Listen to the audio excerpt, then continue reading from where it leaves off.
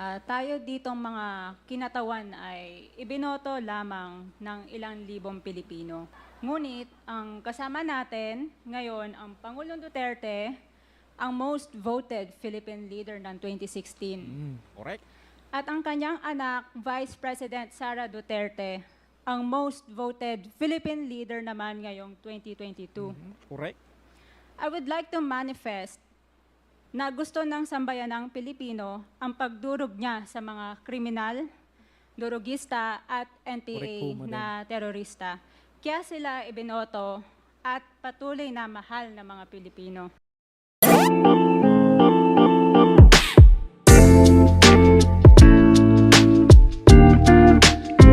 At least may isang congresswoman na tumayo sa pangalan ng Duterte, mga Lodi, ano. Talagang ni-real talk niya dito yung lahat ng congressman na nakaupo dito, mga Lodi. So, pakinggan ho natin yung kanyang sinabi dito, mga Lodi. And bago ang lahat, bago natin umpisahan tong ating reaction video, if you are new to this channel, mga Lodi, please don't forget to subscribe. And pakipindot na rin yung ating notification bell para lagi kayong updated tuwing mag-upload tayo ng ating mga reaction videos. So, ito, mga Lodi, panoorin natin yung video na to. Thank you, Mr. Chair. Good evening po. This is a manifestation. Yes, Okay. Chair. Please proceed. Tayo ditong mga kinatawan ay ibinoto lamang ng ilang libong Pilipino. Correct. Ngunit ang kasama natin ngayon ang Pangulong Duterte, ang most voted Philippine leader ng 2016. Correct. At ang kanyang anak, Vice President Sara Duterte, ang most voted Philippine leader naman ngayong 2022. Correct. I would like to manifest na gusto ng sambayanang Pilipino ang pagdurog niya sa mga kriminal, durugista at NPA Correct po, madam. na terorista. Kaya sila ibinoto at patuloy na mahal ng mga Pilipino. Kaya gusto natin ng patas na hearing. Sana sinama natin dito Yari, ang yan ang sinasabi ko, libong-libong no? mga magulang na ang mga anak ay biniktima ng mga durugista. Ang mga ordinaryong Pilipino na naglalakad galing Kapado pa si trabaho, Madam magsalita. tapos sinaksak o pinatay ng adik, lahat ng mga kababaihan, na kahit pati infant na babae ay ginahasa na ng adik. Libo-libo rin ang kanilang mga magulang at mahal sa buhay na wala dito ngayon. Yun dapat ang gawin ninyo, no? Para masabing patas kayo diyan. Na-real talk sila dito ng kongresista na to, mga Lodi, ano? Awang-awa ang mga Pilipino sa mga inuseteng pamilyang na ito, kaya niluklok ng bansa ang Pangulong Duterte. Ang drug war ng Pangulo ay policy lamang. Hindi ito natupad kung hindi ito pinondohan ng Kongreso ng 6 na taon. Iyak kayo! Oh, ano? Dapat kasuhan din kayo. Kayo pa lang nagpondo ng programa na yun eh. Oh. Real talk sila dito, men. Majority pa nga dito sa mga kinatawan ay naka-Duterte fist pa nung buong Opo, yan. 6 na taon eh. Oh, yung mga nakaupo dyan, yung mga chairman dyan. Ay, nako. Ang dami kong napanood na video eh, no? Nung nakaupo pa si Pangulong Digong, talagang, ikaw lang ng the best president kung wala ka. Wala itong war on drugs. Pero ngayon, tinitira nyo na si Pangulong Digong. Ang Duterte Youth Party List po ay patuloy na naninindigan sa Pangulong Rodrigo Duterte at pangalawang Pangulo, Sara Duterte. At least, mga Lodi, no? Sa haba-haba nung hearing na to, at least ito, no? At least may isang congresswoman na tumindig kahit papaano, no? Sa mga Duterte, mga Lodi, no? At least, no? At least may nagsabi ng mga positibong mga kahit papaano dun sa war on drugs ni Pangulong Digong. Na naglingkod ng maayos, dumurog sa mga durugista, kriminal at NPA na terorista para proteksyonan ang milyon-milyong Pilipino. Bakit wala nag-iimbestiga dito o nag-iimbita sa atin sa sobrang raming Pilipino na biniktima ng mga durugista. Ay, tingnan niyo ang sagot ng mga kongresista dito after nung manifestation ni Madam Congresswoman. And lastly, sa mga kongresista na kaalyado ng mga NPA, mahaya naman tayo, no? Oo, yan ang sinasabi natin. No? Ewan, halos, ay naku po. Halos ng mga nakaupo dito, no, na mga kongresista na kung saan talagang gigil na gigil kay Pangulong Digong, nalilingko doon sa NPA. Diba?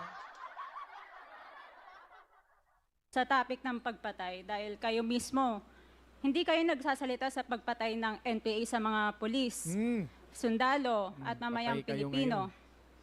Pati rin po sa mga natitirang resource persons na gusto mag-abogada papuntang ICC, si Attorney Maria. Ay, Diyos mio! Nag-research po ako, no, doon sa abogado nung nung lagi nagsasalita tungkol sa ICC. Ano pa lang siya, nominee ng bayan, bang party list nila? Parang bayan muna yata. Diyos mio, men. Eto, ni-real talk pa siya. Talagang harap-harapan to mga lodi, Saludo ho dito, no, kay Congresswoman. No, at least may tumayo kay Pangulong Digong, no. Kawawa kasi yung mama, mga lodi. No? 6 years naging presidente, sinuportahan ng Kongreso that time, pero ngayon siya ang tinitira ngayon. Diba? So, alam niyo na anong rason. Justina Conti, na kandidato ngayon ng Bayan Muna Party List. Yan, no? Kasama naman po ang pala. inyong katabi na si Nery Colmenares ng Bayan Muna. Sa NPA, nire-recruit ang mga kabataan para pabagsakin ang gobyerno at pumatay ng mga pulis, sundalo at tropa ng gobyerno. Dapat, Mr. Chair, yan yung investigahan nyo. Hindi yung mga pinatay na kriminal. Sus, Ginoo naman, Mr. Chair. No? Dapat, ay, Diyos mio. Tuloy nga natin. Hindi nyo naman kinokondena ang pagpatay nila. Ang kinokondena nyo ngayon ay ang dalawang naging most trusted leaders ng bansa na todo effort protektahan ang milyong-milyong mga Pilipino.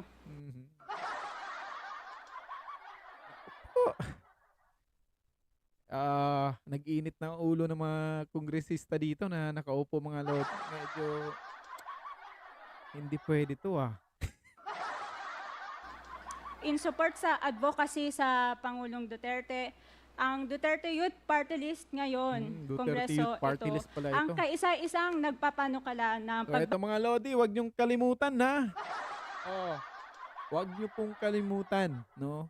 Duterte Youth Party List mga lodi. Wag niyo pong kalimutan yan sa balutan yung mga lodi, balik ng death penalty para sa mga rapist, kidnappers, durugista at terorista. Ako, guys pro talaga ako. Saludo ako dun sa mga ginawa ni Pangulong Digong. Pero dun sa death penalty mga lodi, medyo ako dun no? Dapat kasi ayusin muna yung justice system natin sa Pilipinas, no? Kasi ang matatamaan talaga dyan is yung mga mahihirap lang din. Yung mga mayayaman kayang magbayad ng magagaling na abogado kaya nakakalusot sila. Diba? Yung mga mahirap wala hong kakayahan na magbayad ng mga magagaling na abogado. Yun yung problema dito sa death penalty. Kaya medyo ako dun no? Dapat ayusin muna yung justice system sa atin. In behalf of the Duterte Youth Party List, kami ay nagpapasalamat sa todong suporta ng Pangulong Duterte at VP Sara Tingnan niyo Duterte yung sagot ng mga sa mga kongresista tropa ng dito. gobyerno at sa pagdurog nyo sa mga kriminal, Gigil na gigil sila dito durugista sa at NPA na terorista. Yun lang po. Maraming salamat po, Mr. Chair. At Eto na mga Magandang lodi gabi. Tingnan niyo yung sagot. Salamat, Ma'am. Mr. Chair. Bawal po pumalakpak dito. Kung gusto niyo pumalakpak, doon kayo sa labas. Galit na galit. Bawal pumapalakpak. Naku po, Mr. Chair, ba't naman gano'n? No? Papalakpak lang, bawal ba yun? Ay, nako. Paano kung ikaw yung nagsabi at pinapalakpakan ka, hindi bawal? Ay, naku po, Mr. Chair. Maaari ba? Mr. Chair, Wala hong bastusan dito, ha? Wala daw bastusan. Sige, Sinabi. Congressman Acop, you're recognized. Thank you, Pinahiya Mr. kagad Chair. nila I yung beg to disagree with congresswoman my at yung mga colleague. lodi. kasi bata pa siya. Ako, I have given up my life for this country. Oh, yun naman pala, Mr. Congressman. Giving your life in this country. Bakit hindi kayo nagkaroon ng resource person dyan na biktima din ng mga durugista para patas yung laban? Ayun, sinabi nyo naman pala na mahal nyo yung bayan. O, kayo na ang humusga mga lodi, no? And kayo na ang magbigay din ng opinion ninyo dun sa sinabi ng congresswoman. And see you on my next reaction video.